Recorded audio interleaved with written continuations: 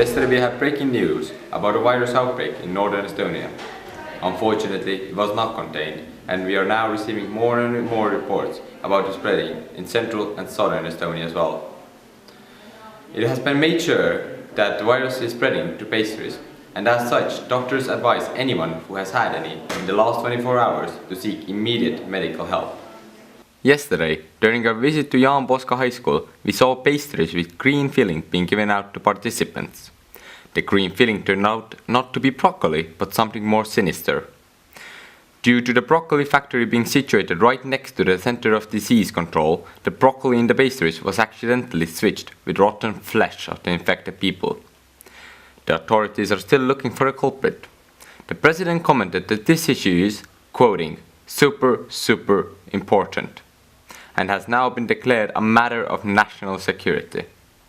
Medical experts have been sent to the infected areas to investigate further. We have asked one of the leading experts for a comment. Hello, Dr. Hansen. Hello. Could you please explain what exactly is happening to the people who have been infected with the virus?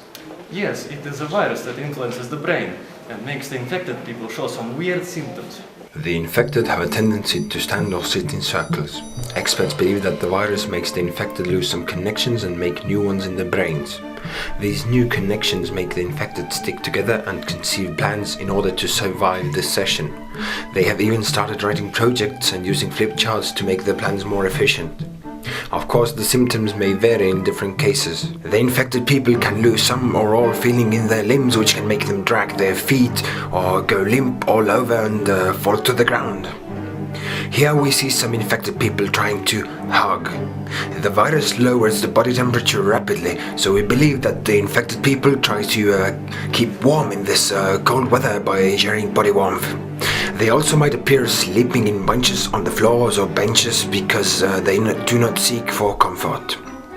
Then again, in other cases, the infected might get extra tension in their limbs, especially in their arms, that can make them keep the arms erect up in the air to release the tension. The infected people seem to have a wish to be taller, so if you see anybody climbing up on a chair or any other object, they might possibly be a carrier of the virus, and it will be better to keep away from them.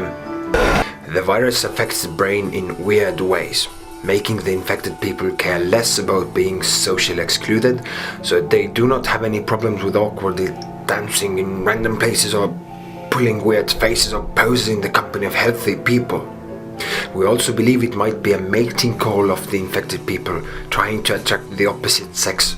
If done right, the opposite sex will return with the mating call.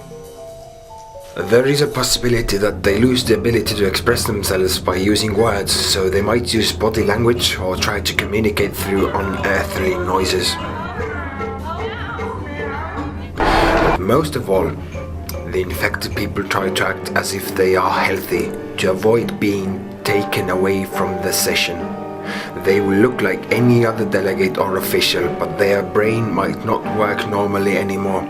Please, everybody who notices somebody acting a weird way or is showing any of the mentioned symptoms, be sure to make them seek help immediately and keep out of their way, because they could infect you as well. Thank you, Dr. Hansen. You are welcome. So the doctors have asked you not to eat any pastry products and always wash your hands before going to eat or shaking hands with your fellow delegates, because you can never be sure who has been infected or not. This is all for now. I am Timothy from Mind Surgery News.